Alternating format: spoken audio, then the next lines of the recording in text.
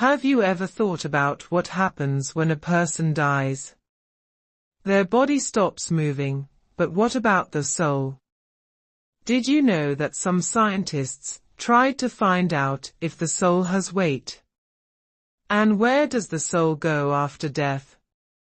The idea of a soul exists in almost every religion and culture.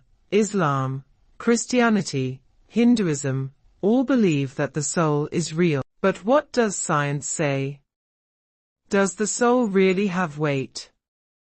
Let's find out. In 1907, an American doctor named Duncan McDougall did an experiment. He measured the weight of people just before and just after death. He claimed that the body becomes 21 grams lighter after death, and he said maybe that's the weight of the soul. But the truth is, this experiment was not very scientific. Modern scientists say it had many errors. The results were not consistent, and the sample was too small. Now let's see what Islam says about the soul. In the Quran, Surah Al-Isra, verse 85, Allah says, "They ask you about the soul. Say, the soul is by the command of my Lord, and you have been given very little knowledge." According to Islamic teachings, when a person dies, angels take the soul. Good souls go to Iliyin, a high and blessed place. Bad souls go to Sijjin,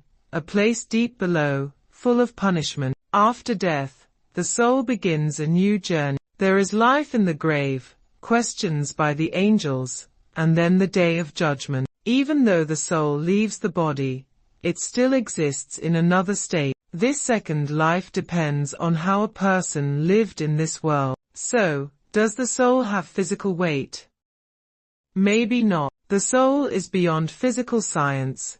It is something spiritual. It's a mystery that humans still cannot fully understand, because the soul is one of Allah's secrets.